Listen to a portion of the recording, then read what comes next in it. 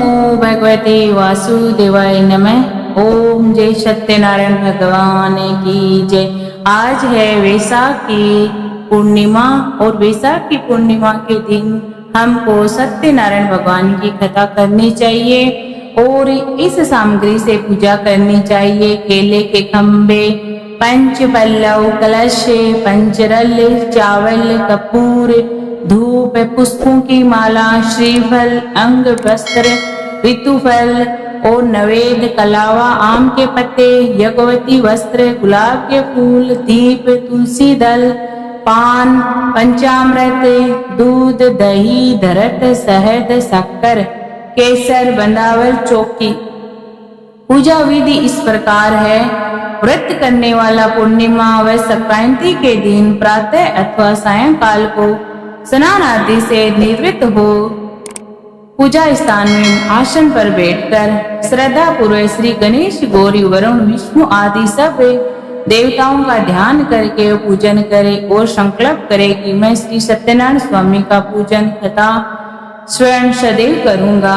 पुष्प हाथ में लेकर नारायण का ध्यान करे। यज्ञवती पुष्प, धूप, नवेद आदि से युक्त होकर स्तुति करे।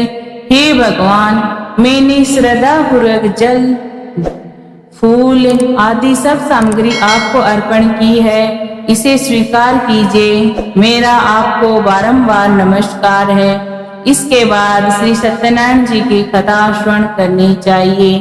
श्री सत्यनारायण व्रत कथा पहला अध्याय। एक समय नैमिषारण्य तीर्थ में सेना के 88,000 ऋषियों ने श्री सूत जी से पूछा, हे प्रभु, इस कलयुग में वेद विदा रहित मनुष्यों को प्रभु भक्ति किस प्रकार मिलेगी तथा उनका उद्धार कैसे होगा?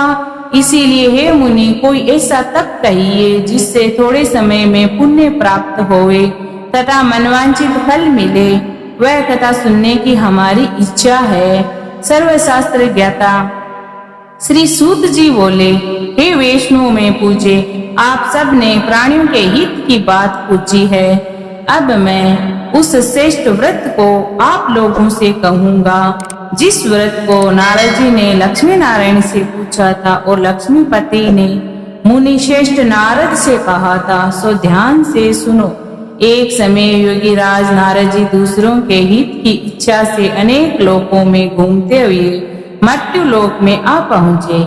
यहाँ अनेक योनियों में जन्मे हुए प्राय सभी मनुष्यों को अपने कर्मों के द्वारा अनेकों दुख से पीड़ित देखकर सोचा कि किस यत्न के करने से निश्चय ही प्राणियों के दुखों का नाश हो सकेगा।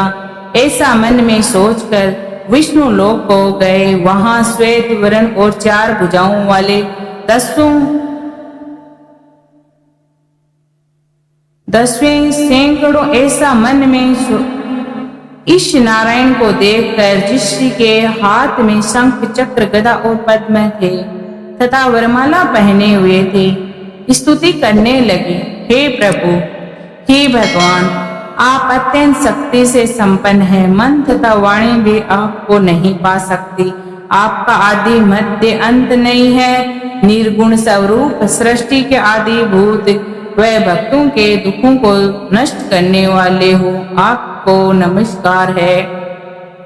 नारद जी से इस प्रकार की स्तुति सुनकर विष्णु भगवान बोले, हे मुनि श्रेष्ठ, आपके मन में क्या है? आपका किस काम के लिए आगमन हुआ है? निसंकोच कहो। तब नारद मुनि बोले, मृत्यु लोक में जब मनुष्य अनेक योनि में पैदा हुए, अपने अपने कर्मों के द्वारा अनेक प्रकार से दुखी हो रहे हैं। और हे नाथ, मुझ पर दया रखते हो तो बतलाए कि उन मनुष्यों के सब दुखों को थोड़े से ही प्रयत्न से कैसे दूर हो सकते हैं। भगवान जी बोले, हे नारद, मनुष्यों के भलाई के लिए तुमने बहुत ही अच्छी बात पूछी है। जिस काम के करने से मनुष्य मोह से छूट जाता है, वह मैं आज कहता हूँ, सुनो। बहुत पुण्य देने वाला स्वर्ग तथा मृत्यु लोक दोनों में दुर्लभ एक उत्तम व्रत है। आज मैं प्रेमवश होकर तुमसे कहता हूँ। श्री सत्यनारायण का यह व्रत अच्छी तरह से विधि पूर्वक करके मनुष्य आर्य पर्यंतन यहाँ सुख भोग कर मरने पर मोक्ष को प्राप्त होता है। श्री भगवान के वचन सुनकर नारद मुनि बोले, उस व्रत का क्या फल है, क्या विधान है और किसने इस व्रत को किया है और किस दिन यह व्रत करना चाहिए, विस्तार से कहिए। भगवान बोले, दुख शोक आदि को दूर करने वाला, धन धान्य को बढ़ाने वाला, सौभाग्य तथा संतान को देने वाला यह व्रत सब स्थानों में विजयी कराने वाला है। भक्ति और संतान को देने वाला यह व्रत सब स्थानों में विजयी कराने वाला है। श्रद्धा के साथ किसी भी दिन श्री सत्यनारायण की प्रातः काल के समय ब्राह्मणों के साथ, बंधु बांधवों के साथ धर्मपरायण होकर पूजा करें। भगवान से नैवेद्य केले का फूल, घी, दूध और गेहूं का चूर्ण सवाया लेवे। गेहूं के अभाव में साटे का चूर्ण, शक्कर तथा गुड़ ले और सब भक्षण योग्य पदार्थ जमा करा के भगवान को अर्पण कर देवे तथा बंधुओं सहित ब्राह्मणों को भोजन करावे। पश्चात स्वयं भोजन करे, नित्य गीत आदि का आचरण करें। श्री सत्यनारायण भगवान का स्मरण करते हुए समय व्यतीत करें। इसी तरह व्रत करने से मनुष्य की इच्छा निश्चय ही पूरी होती है। विशेषकर कली काल में भूमि पर यही मोक्ष का सरल उपाय है। दूसरा अध्याय ध्यान से सुनना। सूजी बोले, ऋषियों, जिसने पहले समय में इस व्रत को किया है उसका इतिहास मैं आज कहता हूँ, सुनो ध्यान से।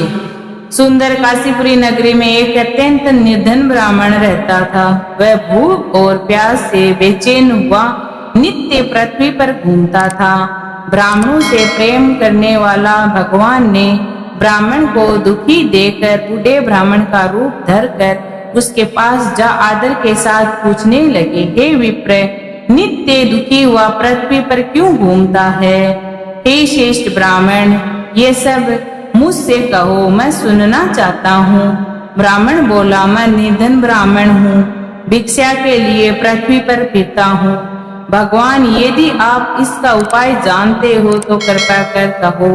वृद्ध ब्राह्मण बोला कि मैं श्री सत्यनारायण भगवान का मनवांछित फल देने वाले हैं, इसीलिए हे ब्राह्मण, तू उनका पूजन कर, जिसके करने से मनुष्य सब दुखों से मुक्त हो जाता है। ब्राह्मण को व्रत का सारा विधान बतलाकर बूढ़े ब्राह्मण का रूप धारण करने वाला श्री सत्यनारायण भगवान अंतर ध्यान हो गए।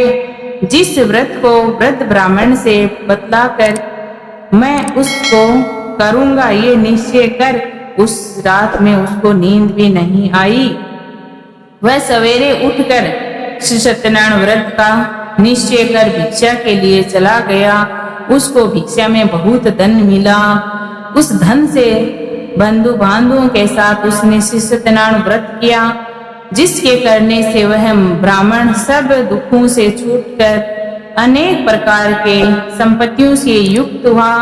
उस समय से वह ब्राह्मण हर मास व्रत करने लगा।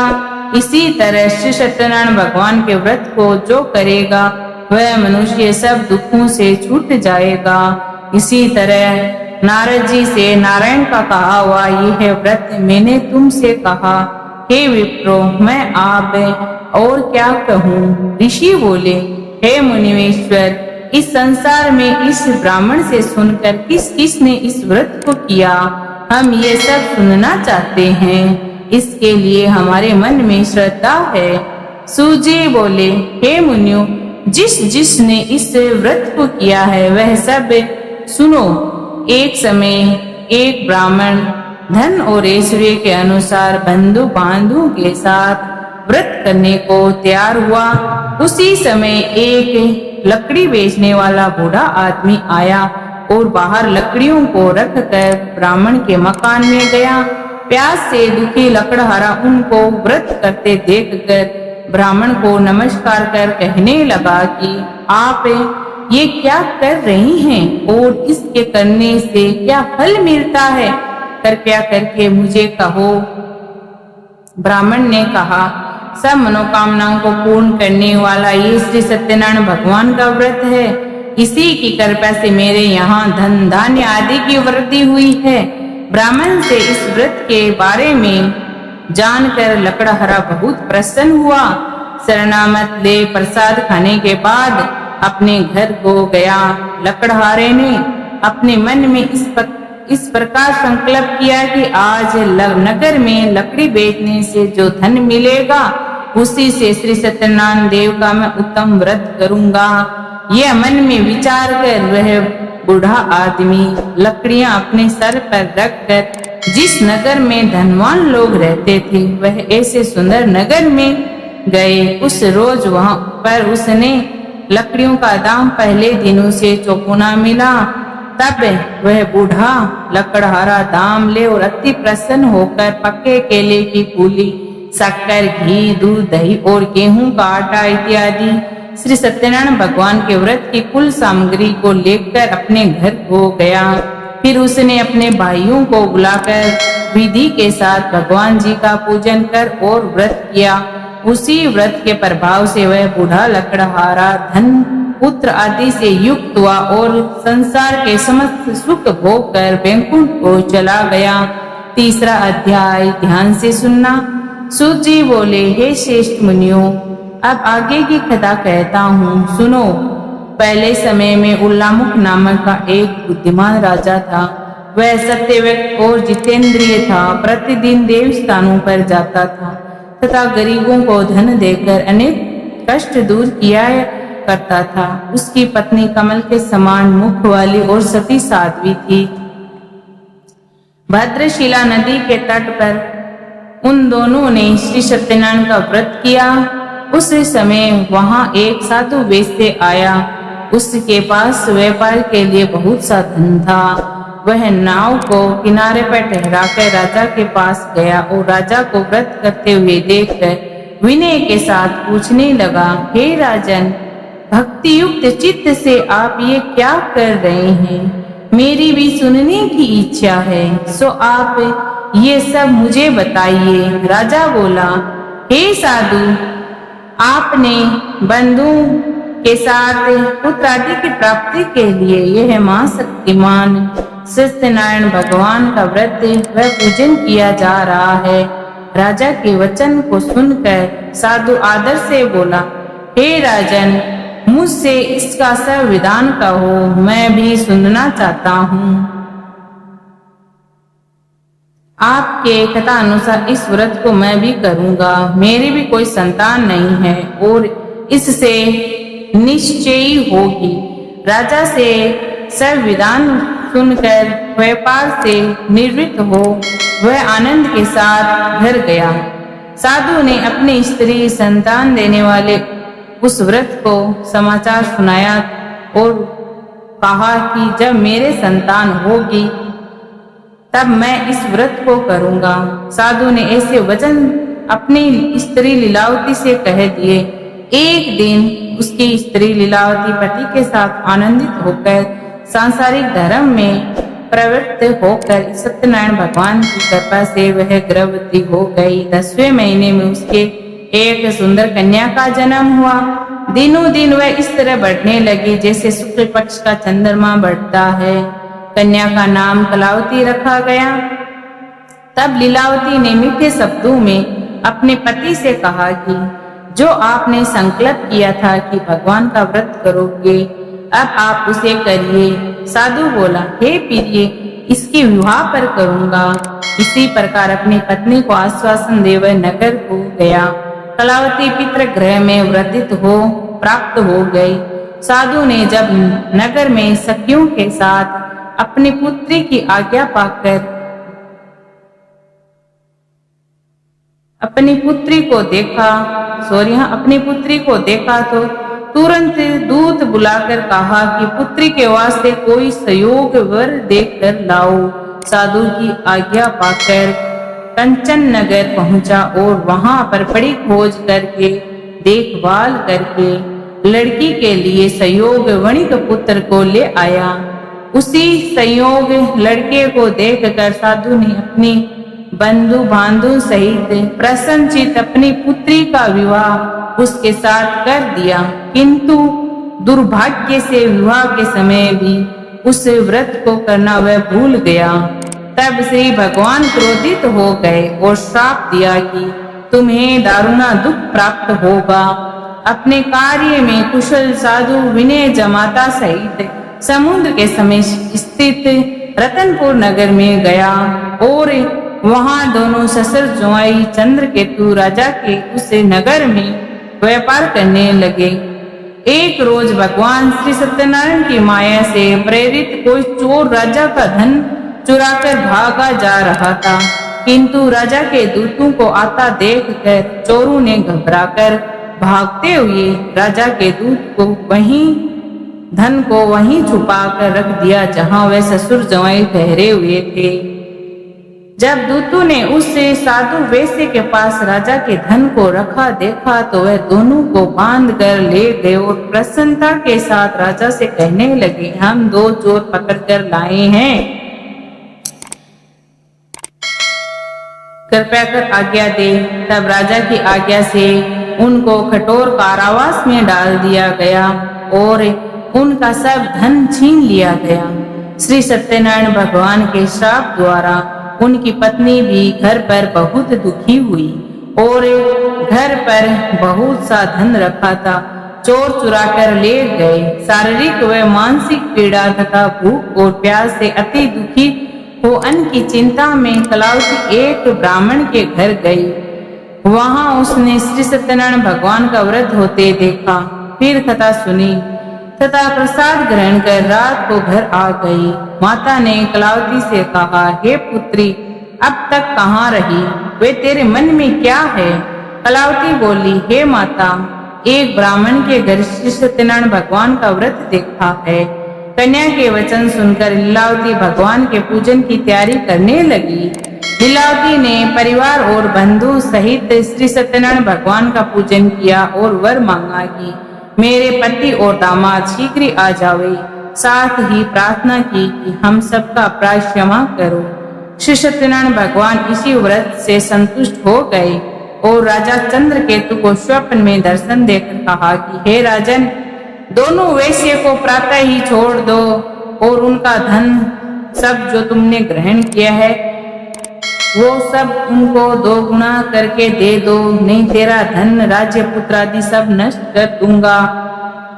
राजा से ऐसे वचन भगवान कहकर अंतर ध्यान हो गए। प्रातः काल चंद्रकेतु ने सभा में आकर स्वप्न सुनाया। फिर दोनों वणिक पुत्रों को कैद से मुक्त कर सभा में बुलाया। दोनों ने आते ही राजा को नमस्कार किया। राजा मीठे वचनों से बोले, हे महानुभाव, भावीवश ऐसा कठिन दुख प्राप्त हुआ है, अब तुम्हें कोई भय नहीं है। ऐसा कहकर राजा ने उनको नए नए वस्त्र आभूषण पहनाए तथा उनका जितना धन लिया था उनसे दुगुना धन देकर आदर सहित विदा किया। दोनों वैश्य को अपने घर को चल दिए। 4था अध्याय इस प्रकार है। सूजी बोले, वैश्यों में मंगलाचार करके यात्रा आरंभ की और अपने नगर को चला। उसने थोड़ी दूर निकलते ने पर दंडी वैश्यधारी श्री सत्यनारायण ने उनसे पूछा, हे साधु, तेरी नाव में क्या है? अभिमानी वणिक हंसता हुआ बोला, हे दंडी, आप क्यों पूछते हो? क्या धन लेने की इच्छा है? मेरी नाव में तो बेल और पत्ते भरे हुए हैं। वैश्य का कठोर वचन सुनकर भगवान अंतर ध्यान हो गए। ये कहकर कि तुम्हारा वचन सत्य हो, यह कहकर भगवान अंतर ध्यान हो गए। दंडी ऐसा कहकर वहां से दूर चले गए, अंतर ध्यान हो गए और कुछ दूर जाकर समुद्र के किनारे बैठ गए। दंडी के जाने पर वैश्य ने नित्य क्रिया करने के बाद नाव को ऊंची उठी देखकर अचंभा किया और नाव में बेल और पत्ते देखकर मूर्छित हो जमीन पर गिर पड़ा। मूर्छा खुलने पर अत्यंत शोक प्रकट करने लगा। तब उसका दामाद बोला कि आप शोक न करें, यह दंडी का श्राप है, अतः उसकी शरण में चलना चाहिए, तभी हमारी मनोकामना पूर्ण होगी। दामाद के वचन सुनकर साधु वणिक दंडी के पास पहुंचा और अत्यंत भक्ति भाव से नमस्कार करके बोले, हे भगवान, आपकी माया से मोहित ब्रह्मा आदि भी आपके रूप को नहीं जानते, तब मैं अज्ञानी कैसे जान सकता हूँ। आप प्रसन्न होइए, मैं सामर्थ्य के अनुसार आपकी पूजा करूंगा, मेरी रक्षा करो। पहले के समान नौका में धन भर दो। उसके भक्ति युक्त वचन सुनकर भगवान प्रसन्न हो उसकी इच्छा अनुसार वर देकर अंतर ध्यान हो गए। तब उन्होंने नाव पर आकर देखा कि नाव धन से परिपूर्ण है। फिर वह सत्यनारायण भगवान का पूजन कर साथियों सहित अपने नगर को चला। जब अपने नगर के निकट पहुंचा तब दूत को घर भेजा। दूत ने साधु के घर जा उसकी स्त्री को नमस्कार कर कहा कि साधु अपने दामाद सहित इस नगर के समीप आ गए हैं। ऐसा वचन सुन साधु की स्त्री ने बड़े हर्ष के साथ श्री सत्यदेव का पूजन कर पुत्री से कहा कि मैं अपने पति के दर्शन को जाती हूँ, तू कार्य पूर्ण करके शीघ्र ही आना। ऐसे वचन सुनकर कलावती प्रसाद छोड़कर पति के पास आई। प्रसाद की अवज्ञा के कारण श्री सत्यदेव ने रुष्ट हो उसके पति को नाव सहित पानी में डुबो दिया। कलावती अपने पति को न देखकर रोती हुई जमीन पर गिर गई। इतने में नौका को डूबा हुआ देखकर, कन्या को रोता हुआ देखकर साधु दुखी होकर बोला, हे प्रभु, मुझसे या मेरे परिवार से जो भूल हुई है उसे क्षमा करो। उसके दीन वचन सुनकर सत्यदेव प्रसन्न हो गए और आकाशवाणी हुई कि हे साधु, तेरी कन्या मेरे प्रसाद को छोड़कर आई है, इसीलिए इसका पति अदृश्य हुआ है। यदि वह घर आकर जाकर प्रसाद खाकर लौट आए तो इसको पति अवश्य मिलेगा। ऐसी आकाशवाणी सुनकर कलावती ने घर पहुंचकर प्रसाद खाया, फिर आकर पति के दर्शन किए। तत्पश्चात साधु ने बंधु बांधुओं सहित सत्यदेव का विधि पूर्वक पूजन किया। उस दिन से वह प्रत्येक पूर्णिमा को श्री सत्यनारायण भगवान का पूजन एवं कथा करने लगा। फिर इस लोक को सुख भोगकर अंत में स्वर्ग लोक हो गया। 5वां अध्याय। सूजी बोले, ऋषियों में और भी कथा कहता हूँ, सुनो। प्रजा पालन में लिंगतुंग ध्वज नामक का एक साधु राजा था। उसने भी भगवान का प्रसाद त्याग कर बहुत सा दुख पाया। एक समय वन में जाकर वन्य पशुओं को मारकर बड़ के नीचे आया। वहां उसने ग्वालों को भक्ति भाव से बंधु सहित श्री सत्यनारायण का पूजन करते देखा। राजा देखकर भी अभिमानवश वहां नहीं गया और न ही नमस्कार किया। जब ग्वालों ने भगवान का प्रसाद उसके सामने रखा तो वह प्रसाद को त्याग कर अपनी सुंदर नगरी को चला। वहीं उसने सपना सब कुछ नष्ट पाया तो वह जान गया कि ये सब लीला भगवान ने की है। तब वह विश्वास कर ग्वालों के समीप गया और विधि पूर्वक पूजन कर प्रसाद खाया तो सत्यदेव की कृपा से पहले जैसा था वैसा ही हो गया। फिर दीर्घ काल तक सुख भोग कर मरने पर वह स्वर्ग लोक हो गया। जो मनुष्य इस परम दुर्लभ व्रत को करेगा भगवान की कृपा से उसे धन धान्य की प्राप्ति होती है तथा सब मनोरथ पूर्ण होकर अंत में बैंकुट धाम को जाता है। जिन्होंने पहले समय इस व्रत को किया है अब उससे उनके दूसरे जन्म की कथा कहता हूँ, सुनो। वृद्ध सतानंद ब्राह्मण ने सुदामा का जन्म लेकर मोक्ष को पाया। पुलामुख नामक का दशरथ होकर बैंकुंठ को प्राप्त हुआ। साधु नामक के वैश्य ने मोर ध्वज बनकर अपने पुत्र को आरे से चीरकर मोक्ष को प्राप्त किया। महाराज तुंग ध्वज ने स्वयं भू होकर भगवान में भक्ति युक्त कर्म करके मोक्ष को प्राप्त किया। इति श्री सत्यनारायण भगवान कथा संपूर्ण। बोलो श्री सत्यनारायण भगवान की जय हो। ओम जय लक्ष्मी रमणा ओ स्वामी जय लक्ष्मी रमणा। सत्यनारायण स्वामी जन पातक हरणा। ओम जय लक्ष्मी रमणा। रतन जड़ित सिंहासन अद्भुत छवि राजे। नारद करत निरंजन घंटा ध्वनि बाजे। ओम जय लक्ष्मी रमणा। प्रगट भये कलि कारण द्विज को दरस दियो। बूढ़ो ब्राह्मण बन कर कंचन महल कियो। ओम जय लक्ष्मी रमणा। दुर्बल भील कटारो इन पर कृपा करी। चंद्रचूड़ एक राजा जिनकी विपत्ति हरी। ओम जय लक्ष्मी रमणा। वेश मनोरथ पायो श्रद्धा तेज दिनी। सो फल भोग्यो प्रभु जी फिर स्तुति कीनी। ओम जय लक्ष्मी रमणा। भाव भक्ति के कारण चिन्ह चिन्ह रूप धरियो। श्रद्धा धारण कीनो तिनको काज सयो। ओम जय लक्ष्मी रमणा। ग्वाल बाल संग राजा वन में भक्ति करी। मन वांछित फल दीनो दीन दयाल हरि। ओम जय लक्ष्मी रमणा। चढ़त प्रसाद सवायो कदली फल मेवा।